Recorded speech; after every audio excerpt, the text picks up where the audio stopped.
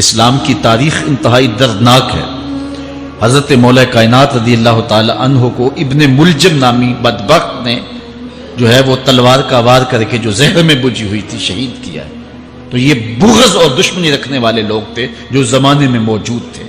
ایک طرف ایسے تھے جو الہ اور معبود کہتے تھے، اور آپ جانتے ہیں کہ حضرت علی المرتضیٰ رضی اللہ تعالی عنہ کی قبر لوگوں کی نظر سے چھپا کے بنائی گئی، اس ڈر سے کہ لوگ آپ کی قبر کو اکھیڑ نہ دیں، کیونکہ خارجی اس قدر جو ہے وہ زور آور ہو گئے۔ اسلام کی تاریخ دردناک ہے۔ حضور علیہ السلام فرماتے ہیں جتنے دکھ مجھے دیے گئے کسی کو نہیں دیے گئے، کسی نبی کو نہیں پہنچے۔ حضرت صدیق اکبر رضی اللہ تعالیٰ عنہ کی 2 سال 2 ماہ 8 دن دور خلافت آپ کا زمانہ دیکھیں، ٹکنے نہیں دیا گیا، سازشیں، مصائب، اعلان۔ حضرت سیدنا عمر رضی اللہ تعالیٰ عنہ کو شہید کیا گیا۔ حضرت عثمان غنی رضی اللہ تعالیٰ عنہ پہ 40 دن پانی بند رکھا گیا اور پھر انہیں شہید کیا گیا۔ حضرت مولا کائنات شہید کیے گئے۔ حضرت امام حسن کو زہر دیا گیا۔ حضرت امام حسین کو بچوں کے سامنے ذبح کر دیا گیا۔ حضرت امام اعظم ابو حنیفہ کی وفات جیل میں ہوئی ہے۔ امام احمد بن حنبل کے بدن پہ اتنے کوڑوں کے نشان تھے کہ جب قمیض اٹھاتے تھے تو ہر جگہ کوڑوں کے نشان ہی نظر آتے۔ امام مالک کو مدینے کی گلیوں میں گدھے کے اوپر بٹھا کے کالا منہ کر کے وقت کے حاکم نے پھرایا۔ حضرت مجدد الفسانی علیہ رحمہ کو گوالیار کے قلعے میں جو ہے وہ قید کیا گیا۔ علامہ فضل حق خیر آبادی کو جزیرہ انڈمان کالے پانیوں کی سزا دی گئی۔ اہل حق کی تاریخ دیکھیں، دردناک تاریخ ہے۔ آج بھی کابل میں، کندھار میں، قلعہ جنگی میں، دشت لیلہ میں، تورا بورا میں، تکریت میں، موصل میں، بغداد میں، کشمیر میں، غزہ میں، یہاں برما میں دیکھو کون سی قیامت نہیں توڑی جا رہی۔ ہمارے ساتھ ماضی دیکھیں تو ہمیں بغداد کی وہ دردناک کہانی سامنے آتی ہے جب انسانی کھوپڑیوں کا مینار تعمیر کیا جا رہا ہے اور منگول سردار نے اپنی فوج کو حکم دیا تھا کہ جو کسی مسلمان کا سر نہیں لائے گا اس کا سر کاٹ کے اس مینار پہ لگائیں گے۔ پھر لوگ پیسے لے کے پھرتے تھے کہ مسلمان کا پتہ دے اور اس کی کھوپڑی کاٹی جائے۔ کچھ لوگ جان چھپانے کے لیے تہہ خانوں میں گھس گئے، پھر دجلہ کا بند توڑا گیا۔ 1.25 لاکھ لاشیں ہم نے تہہ خانوں سے نکالی تھی۔ اندلس کی تاریخ پڑھیں، ہمارے ساتھ جو قیامت توڑی گئی۔ مصر کے اندر 30,000 فاطمی وہ شہید کیے گئے۔ غریب و سادہ و رنگی ہے داستان حرم، نہایت اس کی حسین اور ابتدا ہے اسماعیل۔ یہ اسلام کی تاریخی درد سے، خون سے بھری پڑی ہے۔ تو حضرت مولا کائنات سیدنا علی المرتضیٰ رضی اللہ تعالی عنہ کو اس وقت اگر خدا کہنے والے بدبخت تھے تو ان کو شہید کرنے والے اور اس ڈر سے کہ ان کی قبر کو کھیڑ نہ دیا جائے خارجی اتنے زور آور ہیں تو ان کو جو ہے وہ لوگوں کی نظروں سے چھپا کر کے جو ہے وہ رکھا گیا۔ اور ایک دور وہ بھی آیا کہ ممبروں پہ بیٹھ کے مولا علی کو گالیاں دی جاتی تھی۔ یہ تاریخ میں یہ دور بھی آیا، آپ پڑھیں تاریخ۔ بنو امیہ کا ایسا دور بھی دنیا نے دیکھا ہے۔ اسی لیے حضور نے فرمایا تھا من سب علی فقد سبنی، جس نے میرے علی کو گالی دی اس نے مجھے گالی دی۔ اور لوگوں نے ممبروں پہ بیٹھ کے باقاعدہ حکومت کی طرف سے یہ جو ہے وہ قانون تھا کہ تمہارا خطبہ مکمل نہیں ہوگا جب تک علی کو گالی نہیں دو گے۔ یہ لمحے بھی آئے جب اس دور میں دشمن علی موجود تھے، مبغضین موجود تھے اور افراط محبت میں رکھنے والے موجود تھے۔ تو یہ دور تو اسلام کا حضور کے دور سے 1400 سال پیچھے ہے، تو یہاں بغض رکھنے والے بھی موجود ہیں۔ اس عنوان کے ساتھ اگر عنوان چھیڑوں تو یہ لمبی گفتگو ہو جائے گی، یہ میرا موضوع نہیں ہے، لیکن اتنی بات میں کہوں گا، اللہ کا شکر ادا کرو، اللہ نے تجھے اہل بیت کے در کا بھی غلام بنایا ہے اور صحابہ کا بھی غلام بنایا ہے۔ کچھ لوگ صحابہ کا نام لے کے اہل بیت کو برا کہتے ہیں، کچھ اہل بیت کا نام لے کے صحابہ کے خلاف بکواس کرتے ہیں۔ ہمارے بزرگ فرمایا کرتے تھے صحابہ نبی کے در والے ہیں، اہل بیت نبی کے گھر والے ہیں۔ ہم کہتے ہیں گھر والوں تجھے بھی ہمارا سلام، در والوں تجھے بھی ہمارا سلام۔ ہم در والوں کو بھی سلام کرتے ہیں، گھر والوں کو بھی سلام کرتے ہیں۔ کسی نے حضور خطیب الاسلام سے پوچھا تھا کہ حضرت عائشہ افضل ہیں یا حضرت فاطمہ افضل ہیں؟ پوچھنے والے نے تو صاحبزادہ سعد کو پھنسانا چاہا تھا، لیکن جن کے عقیدے صاف ہیں وہ پھنستے نہیں ہیں، ان کے عقیدے واضح ہوتے ہیں۔ تو حضرت صاحبزادہ نے فرمایا کہ میاں اگر دیکھو بیٹی ہونے کی حیثیت سے تو فاطمہ بیٹی ہے نبی کی اور عائشہ بیٹی ہے ابو بکر کی۔ ابو بکر کی بیٹی نبی کی بیٹی سے افضل تو نہیں ہو سکتی. اور اگر دیکھو بیوی ہونے کی حیثیت سے، فاطمہ بیوی ہے علی کی اور عائشہ بیوی ہے نبی کی. علی کی بیوی نبی کی بیوی سے افضل تو نہیں ہو سکتی. تو یہ اپنے عقیدے کو واضح کر دیا. اللہ آپ کو سلامت رکھے اور حق کی راہوں کا مسافر رکھے. آج کا عنوان ہے حضرت مولا کائنات کے اقوال حکمت، ان کی زندگی کا نچوڑ. اللہ نے بصیرت کا جو نور اور جو ہے وہ دانش اور فہم و ادراک کے جو اجالے مولا کائنات کو دیے تھے، وہ انہی کا مقصود ہے. ایک ایک بات سے نور نکلتا ہے. اور اللہ قرآن میں فرماتا ہے جس کو حکمت عطا کر دی گئی اس کو خیر کثیر عطا کر دیا گیا. حکمت وہ اس بات کو کہتے ہیں کہ جس کو لوگ نقل کریں اور جس سے فائدہ حاصل ہو. حضرت مولا کائنات کی باتوں کو لوگوں نے لکھا، یاد کیا اور آگے منتقل کیا. آج سارا دن اور گزشتہ شب حضرت مولا کائنات کے بہت سارے فرامین کو پڑھا ہے، سینکڑوں کے اعتبار سے مختلف کتب سے کھنگالا ہے. اور جس طرح وہ ایک مکھی شہد نچوڑتی ہے، ایک ایک پھول پہ بیٹھ کر کے رس تیار کرتی ہے، ایک شہد آپ کے لیے تیار کیا ہے.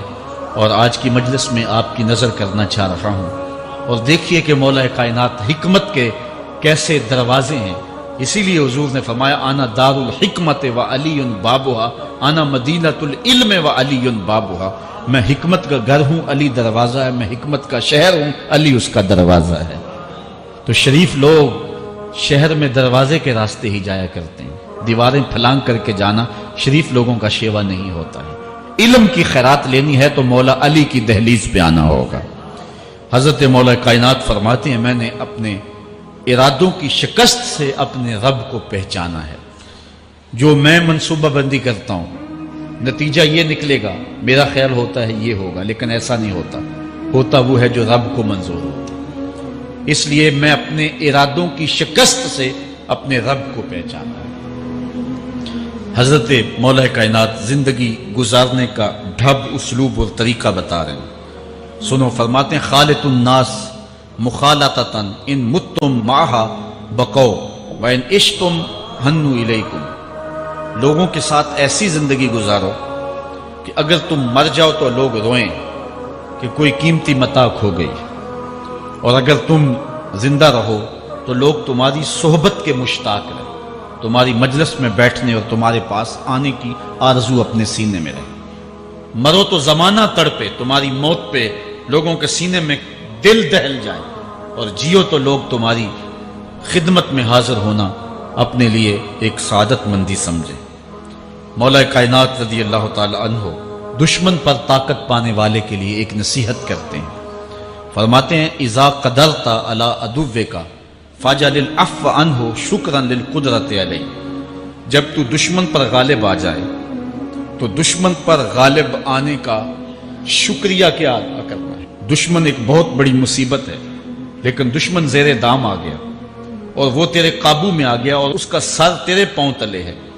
اب اللہ کا شکر اس حال میں کہ مالک تو نے دشمن پر مجھے غلبہ دیا، طاقت دی، تو شکر کیا ہے؟ حضرت مولا کائنات فرماتے ہیں دشمن پر غالب آنے کا شکریہ یہ ہے کہ دشمن کو معاف کر دو. یہ بڑے لوگوں کا شیوا ہوتا ہے.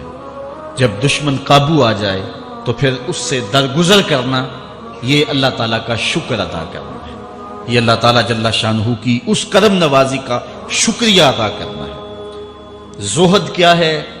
حضرت مولا کائنات رضی اللہ تعالی عنہ کا ایک 4 لفظی فرمان سنیے، اور زہد کی تعریف کتنی خوبصورتی کے ساتھ کی.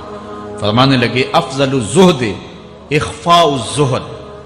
بہترین زہد یہ ہے کہ زہد کو پوشیدہ رکھا جائے. بہترین زہد یہ ہے کہ زہد کو پوشیدہ رکھا جائے.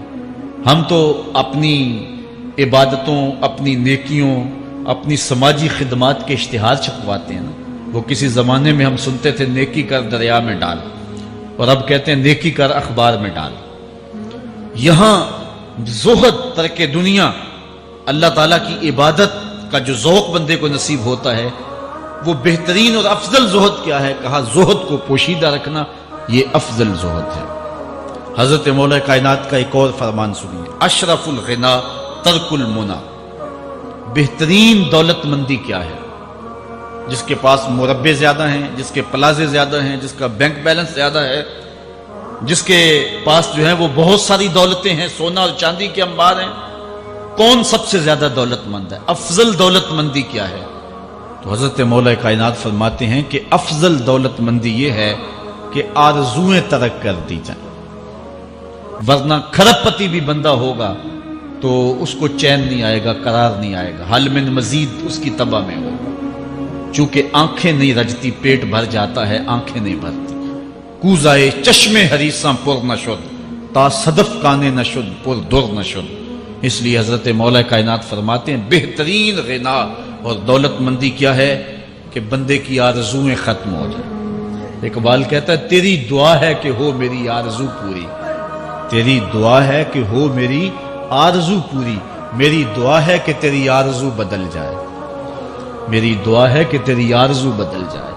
تو یہ بہترین غنا ہے کہ بندے کی آرزویں مختصر ہو جائے، ورنہ انسان جس حالت میں بھی ہو وہاں مطمئن نہیں ہوتا۔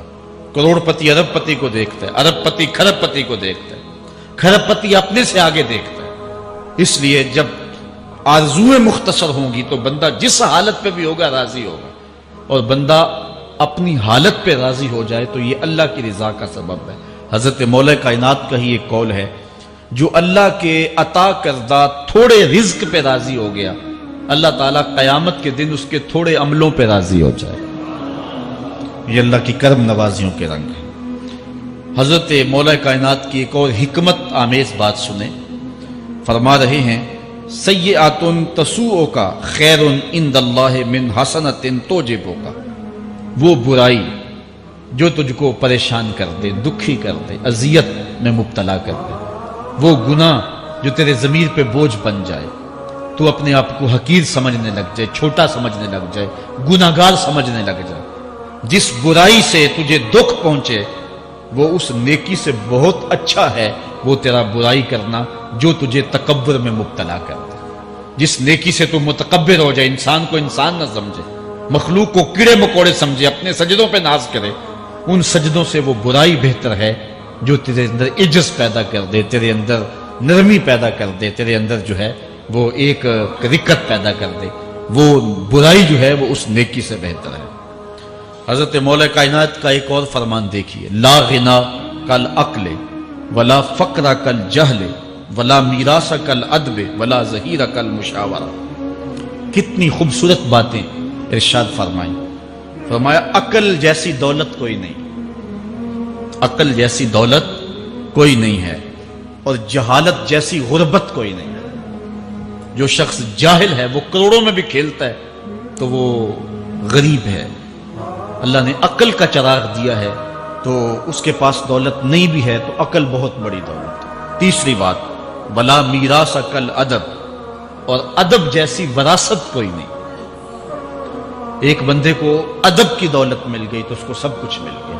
آج جس دور میں ہم جی رہے ہیں، اس دور میں ہم سے ادب چھینا جا رہا ہے، بڑی باریک سازشیں ہو رہی ہیں، آنکھوں سے حیا نکالا جا رہا ہے، بوڑھوں کا، بزرگوں کا۔ یہ ماہ رمضان کا کتنا حیا ہوا کرتا تھا، اگر کوئی بدقسمتی سے روزہ نہیں رکھتا تھا تو وہ سامنے کبھی کھاتا ہی نہیں تھا، اسے رمضان کا حیا مارتا تھا۔ لیکن آج لوگ کھلے بندوں نہیں کھا رہے، حیا ہی اڑ گیا آنکھوں سے۔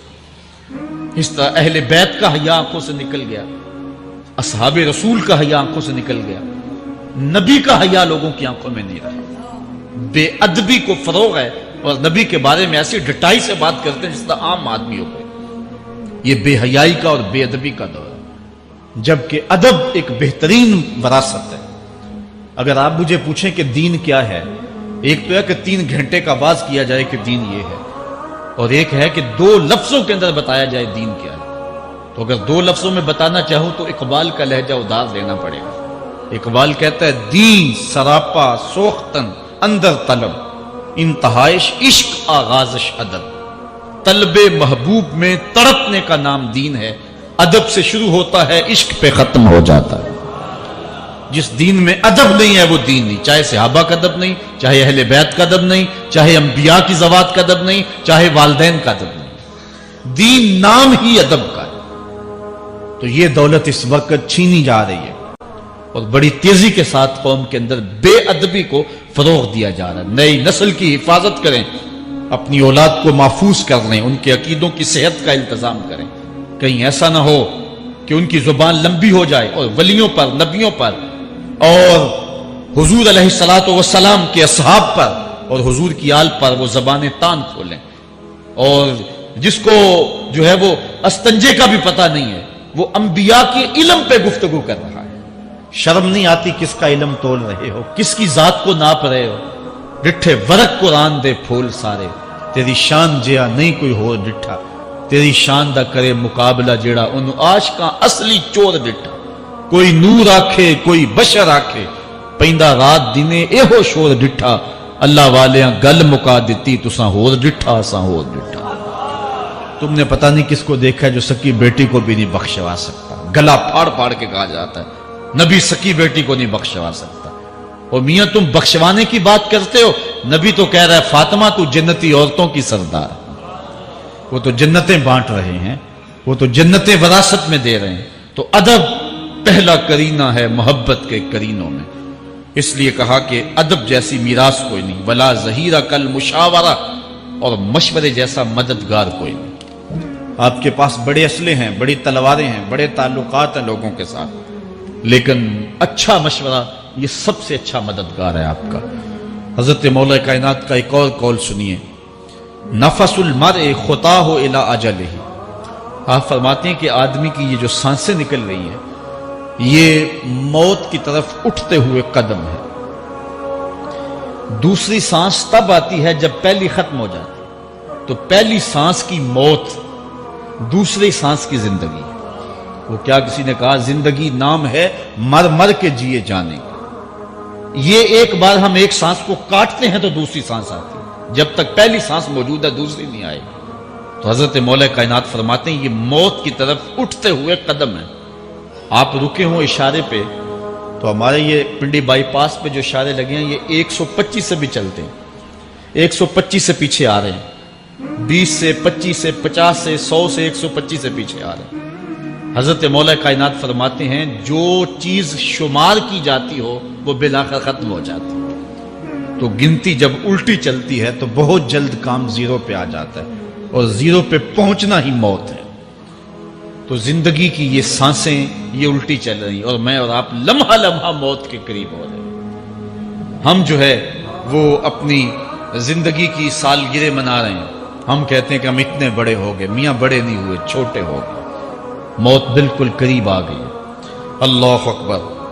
حضرت مولا کائنات معیشت کے اصول بھی بیان کر رہے ہیں. ما اعلی من اقتصد، جو میانہ روی سے چلتا ہے کبھی بھی کنگال نہیں ہوتا. اب ہر شخص کی آرزو ہے کہ میری دولت بڑھ جائے، میرے پاس پیسے کافی ہوں، میں آسودہ زندگی گزاروں. اس کا طریقہ کیا ہے؟ جھوٹی قسمیں، چالاکی، 2 نمبر مال بیچنا، ٹیکس چوری کرنا، بجلی چوری کرنا، گیس چوری کرنا. کیا طریقہ ہے پیسے بچانے کا؟ مولا کائنات سے پوچھیں، مولا علی سے پوچھیں. مولا علی فرماتے استنزل الرزق بالصدقہ، صدقہ دیتے جاؤ رزق بڑھتا چلا جائے گا. جو کماتے جاؤ اس میں کچھ حصہ رکھ لو اللہ کی راہ میں، صدقہ دیتے جاؤ گے تمہارا رزق بڑھتا چلا جائے گا. اچھا حضرت مولا کائنات کا ایک اور قول دیکھیے اور اس کا حسن دیکھیے.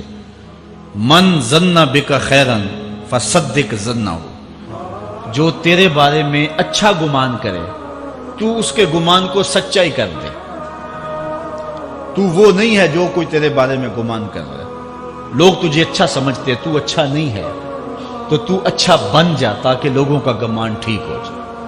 اعلی حضرت عظیم البرکت امام احمد رضا خان فاضل بریلوی علیہ رحمہ، آپ کے بارے میں لوگوں کا گمان تھا کہ حافظ قرآن ہے. آپ حافظ نہیں تھے، تو آپ کے بارے میں یہ گمان پیدا ہو گیا کہ یہ حافظ ہے. تو رمضان کا موسم آیا تو کسی نے کہا حضرت اس مرتبہ آپ ہی سنا دیں.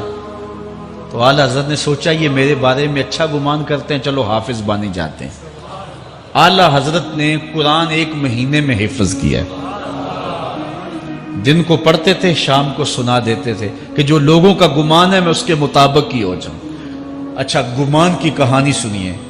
صحیح حدیث میں آتا ہے اور حدیث قدسی ہے، رب کہتا ہے میرا بندہ میرے بارے جو گمان کرتا ہے میں ایسے ہی ملوں گا. اس لیے اپنے رب کے بارے میں اچھا گمان کرنا چاہیے کہ ہمارا رب ہمیں معاف کر دے گا اور ہمارے گناہوں سے درگزر فرمائے گا۔ حضرت مولا کائنات کا ایک اور حکمت آمیز جملہ سماعت کیجئے، من عظم صغار المصائب ابتلاہ اللہ بکبارہا۔ چھوٹی سی مصیبت آ جائے جو بندہ واویلا شروع کر دے، مصیبت آ گئی، چھوٹی سی بیماری آئے تو شور کرے، چھوٹی سی مصیبت آئے تو شور کرے، اللہ اس کو پھر بڑی مصیبت میں مبتلا کر دیتا۔ جہاں ضرورت نہیں ہے وہاں اظہار کی کیا ضرورت؟ بیماری ہے تو ڈاکٹر کو بتاؤ، بندے کو بتانے کا کیا فائدہ؟ ہمارے ایک دوست ہیں کہ وہ کہتے ہیں کہ پہلے اگر کسی سے پوچھتے تھے نا کہ کیا حال ہے تو وہ کہتا تھا شکر ہے، اور آج کسی سے پوچھے تو وہ کہتا ہے شوگر ہے۔ یعنی اللہ تعالیٰ جل شانہ نے اگر تمہیں کسی ابتلا میں مبتلا کر دیا ہے تو اس کا شور، اس کا واویلا نہ کرو۔ جو چھوٹی مصیبت پر واویلا کرے گا اللہ پھر اس کو بڑی مصیبت میں مبتلا کر دے گا۔ حضرت مولا کائنات کا ایک اور حکمت آمیز جملہ سماعت کیجئے، آپ فرماتے ہیں زندگی گزارنے کا گر اور طریقہ، فرماتے ہیں عظم الخالق عندک یصغر المخلوق فی عینک۔ اگر تیری نظر میں خالق بڑا ہوگا تو پھر مخلوق چھوٹی ہو جائے گا۔ اگر اللہ کی عظمت کا تجھے لحاظ ہے کہ وہ بہت عظیم ہے تو پھر مخلوق کی پرواہ نہیں ہوگی۔ حضرت مولا کائنات رضی اللہ تعالیٰ عنہ فرماتے ہیں کہ ایک باندی کے ہاتھ کے اندر خنزیر کی انتڑیاں ہوں، میں دنیا کو اتنی نظر سے بھی نہیں دیکھتا۔ تو یہ انسان اللہ کی عظمتوں کا اور اللہ کی شانوں کا جب لحاظ اسے ہوتا ہے تو پھر دنیا اس کی نظر میں جو ہے وہ کوئی قدر و قیمت نہیں رکھتی۔ ایک روایت میں آتا ہے جس کو اللہ نے قرآن دیا اور اس نے دنیا داروں کو دیکھا رشک کی نظر سے کہ ان کو دولت دی گئی، ان کو فلاں دیا گیا، میں تو بہت پیچھے رہ گیا۔ قد حقر ما آتاہ اللہ، اس نے اللہ کی عطا کو حقیر جانا۔ وہ میاں انہیں دولت دی گئی ہے، رب نے تجھے اپنا قرآن عطا کیا، تو پھر جو ہے وہ تو حقیر تو نہیں ہے، تجھے تو اعلیٰ چیز عطا کر دی گئی ہے۔ تو جس نے اللہ کی عظمت اور خالق کی عظمت کا اقرار کیا پھر مخلوق اس کی نظر میں کوئی حیثیت نہیں رکھتی ہے۔ کن فی الفتنۃ کابن اللبون لا زہر فیرکب ولا درع فیحلب۔ جب فتنے دنیا پہ پھیل جائیں تو مولا کائنات نصیحت کرتے ہیں پھر زندگی کیسے گزارنا۔ یہ دور بھی فتنوں کا دور ہے۔ حضرت مولا کائنات فرماتے ہیں جب فتنے معاشرے میں پھیل جائیں تو پھر اونٹ کے 2 سالہ بچے کی طرح ہو جائے کہ اگر لوگ اس پہ سواری کرنا چاہیں تو وہ سواری کے قابل نہ ہو، اور لوگ اگر اس کا دودھ دونا چاہیں تو وہ دودھ نہ دے، یعنی وہ فتنے کو کسی طرح سے بھی تقویت نہ دے، اس طرح کا ہو جائے جس طرح اونٹنی کا 2 سال کا بچہ ہوتا ہے۔ حضرت مولا کائنات فرماتے ہیں من حاسب نفسہ رابحا ومن غفل عنہا خاسرا ومن خاف آمنا ومن اعتبر ابصر ومن ابصر فہم ومن فہم عالم۔ فرماتے ہیں کہ جس نے اپنے نفس کا محاسبہ کیا اس نے نجات پا لی، اور جو اپنے نفس کے محاسبے سے غافل رہ گیا اس نے خسارے کا سودا کیا۔ جو اللہ سے ڈرا وہ امن پا گیا، اور جس نے زندگی سے عبرت حاصل کی اس کی آنکھوں میں روشنی آ گئی، بصیرت کا اسے نور مل گیا، اور جسے بصیرت کا نور مل گیا وہ فہم و فراست کی دولت سے مالا مال ہو گیا۔ ومن فہم عالم، اور جس کو فہم مل گیا وہی شخص عالم بن گیا۔ مختلف سیغے یاد کرنے سے عالم نہیں بنتا، فہم و فراست کا نور اگر مل جائے تو یہ ہے علم کا جمال، آخرت کی فکر رکھنے والا عالم ہے۔ بلکہ مولا کائنات فرماتے ہیں العلم علمان مطبوع و مسموع، علم 2 علم ہے، ایک وہ ہے جو من میں راسخ ہو اور ایک وہ ہے جو کانوں تک رہتا۔ فرماتے ہیں ولا ينفع المسموع اذا لم يكن المتبوع، جو سنا ہوا علم نفع نہیں دیتا جب تک وہ من میں اتر نہ جائے اور باطن کے اندر روشنی نہ کر دے۔ حضرت مولا کائنات کی ایک اور نصیحت ذرا غور سے سنیے، فرمایا تمہارے سامنے نیکوکار اور بدکار برابر نہ ہو، کہ نیک بھی جو ہے وہ اسی انداز میں ہو اور برا بھی، اس کا سلوک بھی تمہارا ایک جیسا ہی ہو۔ ایسا کرنے سے نیکوں کی ہمت پست ہو جائے گی اور خطاکار اور بھی شوخ ہو جائیں گے۔ ہر آدمی کو وہ مقام دینا چاہیے جس کا وہ اپنے عمل کے اعتبار سے مستحق ہے۔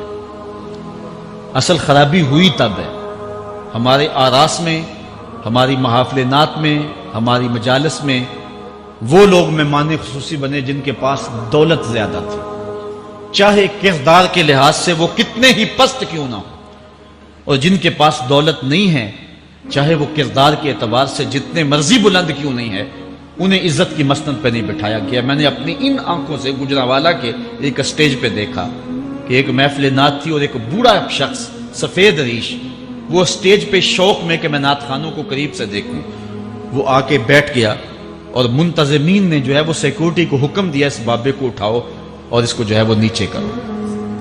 یعنی لوگوں کی قدر و منزلت ان کے دولت کے قد کے مطابق کی جاتی۔ جو کل شراب خانے میں مہمان خصوصی تھا آج وہ محفل نعت میں مہمان خصوصی ہے۔ جو جتنا بڑا ڈاکو ہے اتنا ہی بڑا جو ہے وہ عزت پاتا ہے۔ کیوں؟ دین میں تو عزت ان کو ہونی چاہیے جو دیندار۔ ان اکرمکم عند اللہ اتقاکم، جو سب سے زیادہ متقی ہوگا اللہ کے نزدیک وہی عزت والا ہوگا۔ تو ایک بندے کو دنیا میں بھی عزت ہے اور مصلی اور محراب اور جو ہے وہ عرس اور پیر خانے میں بھی اس کو عزت ہے، تو پھر یہ حوصلہ شکنی ہے تقوی والوں کی۔ حضرت مولا کائنات فرماتے ہیں اور خطا کار اور بھی شوق ہو جائے گا۔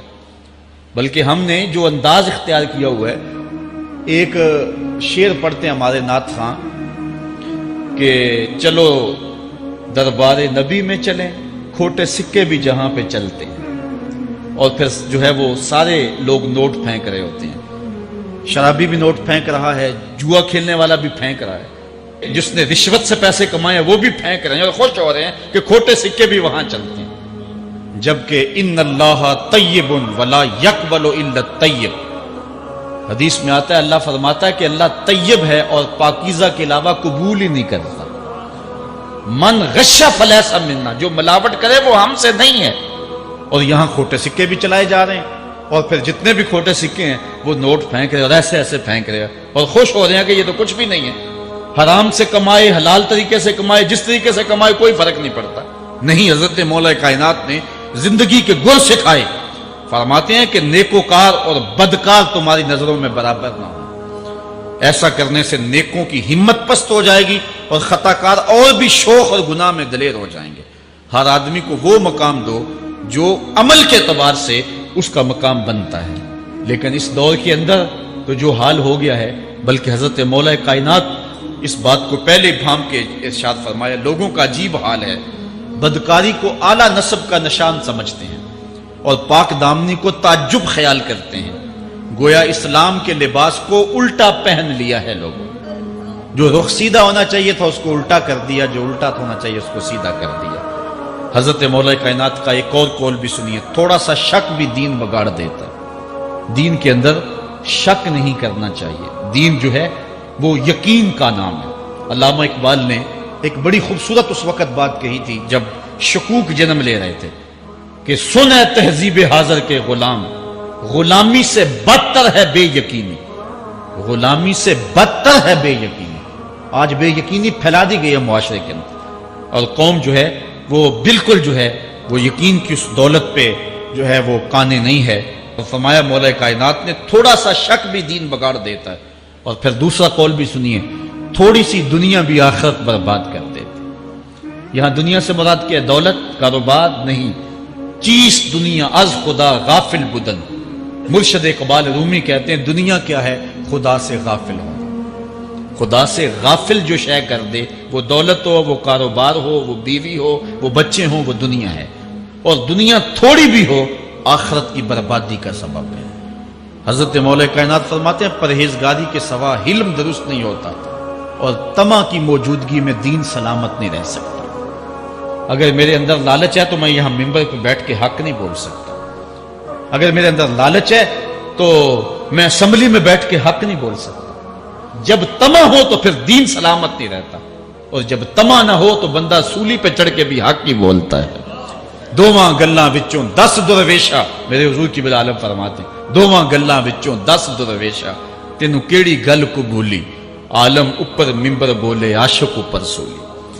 جب تک تھوڑی طمع بھی انسان کے اندر ہے تو بندہ پھر اس کا دین سلامت نہیں رہ سکتا، دین سلامت نہیں رہ سکتا، دین سلامت نہیں رہ سکتا۔